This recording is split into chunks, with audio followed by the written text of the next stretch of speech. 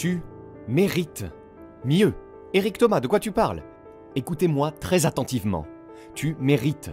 Tu mérites de voir à quoi ressemblerait ta vie si tu te donnais à 120%. Est-ce que tu entends ce que je te dis? Écoute-moi très attentivement, d'accord? Tu dois comprendre ça. Tu le mérites. Tu comprends? Tu as vécu à 70%, 80%. On en a parlé. Et tu regardes tes résultats et les conséquences, d'accord? Vous récoltez ce que vous avez semé. Vous regardez le résultat de quelqu'un qui se donne à 70%. Comme tout ce que vous avez, tout ce que vous êtes, tout ce que vous faites, c'est 78%. Et ce que je veux que vous fassiez, c'est que vous vous regardiez dans le miroir et que vous disiez « Ça suffit maintenant !»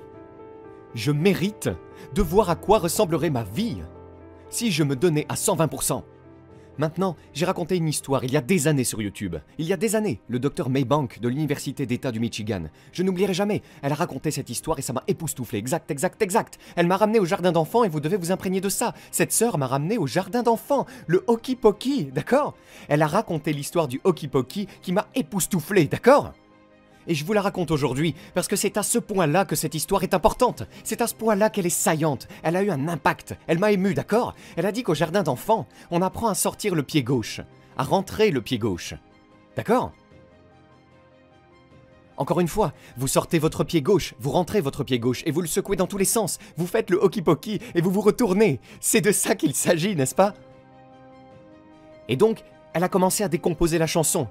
Elle a dit, d'abord, tu mets le pied gauche en dehors, et ensuite tu passes au niveau suivant et tu mets le pied droit en dehors. Et puis elle a dit, tu sors le bras gauche, tu connais la chanson, puis tu sors le bras droit, d'accord? Et puis elle a dit, mais à la fin, quand ça culmine, elle a dit que le professeur vous dit d'y mettre tout votre être. Vous l'avez. Elle a dit, mettez tout votre être à l'intérieur, d'accord? Sortez tout votre être, d'accord? Et secouez-le dans tous les sens. Vous faites le Hokey Pokey et vous vous retournez. C'est de ça qu'il s'agit. Et écoutez-moi bien. Je vous le dis d'après mon expérience personnelle. Je sais ce qu'était ma vie quand je mettais 55%. Je sais ce qu'était ma vie quand je n'essayais pas. Je sais ce qu'était ma vie quand je m'en fichais. Je sais ce qu'était ma vie quand je n'avais pas de rêve ou d'objectif. Comme si je ne voulais rien. Je sais ce qu'était ma vie. Maintenant, je m'engage à 120%. Je mets 120. Regarde ça. Je mets 120 et ma vie est douce. La vie de ma femme, la vie de mes enfants, la vie de ma maman, écoutez-moi, la vie de mon père. Je suis dans le détroit Free Press et mes parents sont fiers.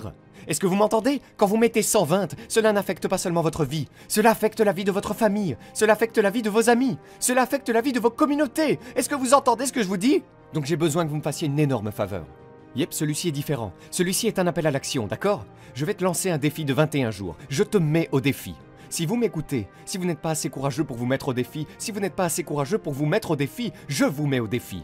Je vous mets au défi de partir de là où vous êtes. Je vous mets au défi d'arrêter de vous installer. Je vous mets au défi, je vous mets au défi. Je vous mets au défi d'arrêter d'accepter la vie qui vous a été donnée. Et je vous mets au défi pendant 21 jours. Je vous mets au défi de vous donner à 120%. Est-ce que vous m'entendez? Je vous mets au défi maintenant. Et je veux quelqu'un à la fin de ces 21 jours. J'ai besoin que quelqu'un m'envoie une vidéo. J'ai besoin que quelqu'un m'envoie une vidéo et me montre simplement « Eric Thomas, tu avais raison à 100%. » Et comme je m'étais donné à 120% pendant 21 jours, je ne me suis pas fatigué. Je n'ai pas abandonné. Je n'ai pas cédé, Eric. J'ai fait exactement ce que tu m'as dit de faire, Eric. Et regarde, boum, les choses ont changé. Comme par exemple, mon mariage a changé, ma classe a changé. En tant que joueur de basket, mon équipe a changé. En tant qu'entraîneur, la façon dont mon équipe réagit, ça a changé, Eric Thomas. À 120%, je veux que vous arrêtiez de donner 70, que vous arrêtiez de donner 80, que vous arrêtiez de donner 90. Et vous méritez de voir ce qui se passerait si vous donniez 120%. D'accord? Donc il y a deux choses que tu dois faire pendant ce défi de 21 jours. La première chose que j'ai besoin que vous fassiez pour moi, c'est que vous ayez une vision. J'ai besoin que vous ayez une vision de quand vous arriverez à la fin de ces 21 jours. Que voulez-vous? Que voulez-vous qu'il se passe après ces 21 jours? Qu'est-ce qui meurt dans votre vie? Regardez, en ce moment, à quoi ressemble la médiocrité dans votre vie? Regardez, à quoi ressemble la défaite dans votre vie? Quelles sont les limitations? À quoi ressemblent les limites de votre vie? Dans 21 jours, ceci ne ressemblera pas à ceci. Mon mariage ne ressemblera pas à ceci. Mes notes ne ressembleront pas à ceci. Est-ce que tu m'entends? Nous allons être meilleurs en tant qu'équipe. Nos résultats vont changer après 21 jours. Je vous mets au défi. 21 jours. Donc d'abord, lancez une vision. À quoi ressemblerait votre vie après ces 21 jours? Écoutez-moi, faites-moi une énorme faveur. 21 jours, fais le bien ou ne le fais pas. Ouais! Vous avez entendu ce que j'ai dit. Pendant les 21 prochains jours, faites le bien ou ne le faites pas. Arrête de faire des trucs à moitié. Arrête de faire 40%, 50% d'efforts, 60%. Regarde, arrête. Faites le bien ou ne le faites pas du tout. Tu m'entends? Fais le bien. Quand j'ai commencé à bien faire les choses, ce deuxième livre, Greatness is Upon You, regardez-le, je l'ai fait correctement. Je ne faisais pas qu'écrire un livre, je le faisais bien. Si vous êtes un apprenant cinétique, écoutez-moi très attentivement. Si vous avez des trucs à toucher, je les ai mis là-dedans. J'ai fait le tour de la question, les gars, d'accord? Je ne l'ai pas fait à moitié. Regardez dans le livre, le dessin est là-dedans. Le travail est là-dedans. Donc vous pouvez travailler dessus, tout est là-dedans. Je ne l'ai pas fait à moitié, je l'ai fait correctement. Regardez nos vidéos, nous ne les faisons pas à moitié. Elles sont gratuites, mais nous ne les faisons pas à moitié. Numéro 2, faites-le bien ou ne le faites pas du tout. Numéro 3, écoutez-moi. Pendant les 21 jours, pas d'excuses, seulement des ajustements, pas d'excuses. Je ne veux pas entendre de bonnes excuses, de bonnes raisons, ce qui s'est passé, pourquoi vous n'avez pas pu le faire. Je ne veux pas entendre, je ne veux pas. Tout le monde a une excuse, mais je ne veux pas entendre. Je ne veux rien entendre à propos de ceci. Ceci est arrivé, le temps n'était pas bon, je ne pourrais ne pas avoir les finances. Ceci n'est pas arrivé quand c'était supposé. Cette personne m'a fait ceci. Non, non, non, non, non. 3 choses, les gars. Numéro 1, ayez une vision. De sorte que pendant 21 jours, lorsque vous êtes fatigué, vous pouvez continuer à regarder cette vision. Faites-le bien ou ne le faites pas du tout. Vous m'entendez? Et enfin, les gars, pas d'excuses, juste de l'ajustement. Votre rêve ne deviendra pas une réalité tant que vous ne passerez pas de pas important à quelque peu important à très important à une urgence. Tu sais, j'ai eu une éternité pour le faire. J'ai dû pardonner à mon père et ce qui s'est passé était tellement fou. Quand j'ai pardonné à mon père, ça n'avait rien à voir avec mon père. Ça avait tout à voir avec le fait d'apprendre à pardonner. Et je parlais d'une chose et je vivais autre chose. Je parcourais le pays pour parler aux gens du pardon. Mais moi-même, je ne le pratiquais pas. Tu dois me faire une faveur. Quand tu es frappé, tu n'oublies jamais. La première fois, quand j'étais petit, ils ont volé ma bicyclette. Ma mère m'avait acheté cette machine et ces 2 garçons du quartier l'ont volée. J'étais énervé, ils m'ont frappé, je saignais. Et je pleurais en disant « Oh maman, ma machine !» Et vous savez ce que ma mère m'a dit? Ne rentre pas dans cette maison avant d'avoir récupéré cette machine. J'ai payé beaucoup d'argent pour cette grande roue, mon fils. Je me fiche de ce que tu dois faire. Pour de vrai, je saigne. Je voulais qu'elle me prenne dans ses bras. Comme si je cherchais à ce qu'elle m'aime. Me tienne. M'aide. Tu vois? Et ma mère m'a dit, retourne là-bas et prends ce truc, mon garçon. Tu sais combien ce truc coûte?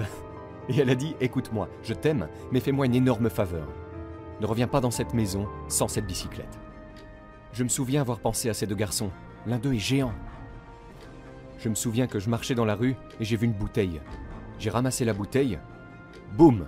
Je l'ai frappée contre le béton et j'ai dit, je ne peux pas rentrer à la maison sans le vélo. Je suis allé dire à l'un des 2 garçons que je devais récupérer ma bicyclette. Il a dit, tu peux pas l'avoir? J'ai dit, ma mère m'a donné un ultimatum, alors quelqu'un d'entre vous 2 va être coupé. Et comme vraisemblablement je ne peux pas vous battre tous les 2, je sais que je ne peux pas. Je ne sais pas lequel d'entre vous veut être courageux et se faire couper, mais l'un d'entre vous doit se faire couper. Maintenant, vous voulez tous communiquer entre vous en parlant de qui va être éliminé? Vous pouvez le faire, je suis d'accord avec ça, mais je ne rentre pas à la maison sans ma machine. Et je suis rentré avec ma bicyclette et j'ai chevauché ce truc, j'étais tellement fier. Vous m'entendez? Certains d'entre vous ont été assommés par la vie et vous vous êtes levés et avez vu le sang en pleurant « Ah, ça m'a frappé !» Parfois dans la vie, il faut rendre les coups. Ce ne sera pas toujours facile. Ils ne vont pas vous le donner. Ils ne vont pas te donner le succès. Ils ne vont pas vous le mettre sur un plateau. Mais si vous êtes prêt à travailler pour ça, si vous êtes prêt à mettre de la sueur, du sang, des larmes, si vous êtes prêt à le gagner, ils ne le donnent pas. Les Bentley ne sont jamais en distribution gratuite. Vous en voulez une, vous pouvez l'acheter. Si vous êtes prêt à la payer. Donc Batman, je l'adore. Dark Knight se lève. Batman vient parce qu'il est Batman et il se dit « Je suis Batman ». Rends-toi, ou sinon... Je me suis dit... Donc, Batman fait son truc, il se balance. Tu te bats comme un jeune homme. Et son adversaire lui dit... Votre victoire vous a vaincu. Pour certains d'entre vous, votre succès vous a détraqué. Vous avez tellement de succès maintenant et vous êtes mou. Votre succès ne vous a pas profité, vous n'avez pas grandi à cause de votre succès, vous avez perdu votre bicyclette et vous n'avez plus faim, ton succès te fait du tort. Alors Batman se lève, il se dit « Je ne sais pas ce qui va partir en premier, ton corps ou ton tronc, mais tu es assez fort, je vais quand même te briser. » Batman se lève une dernière fois, vous savez le garçon correct, les bottes. Il commence à frapper toutes les lumières. Tu sais, tu es Batman, tu peux te battre dans le noir.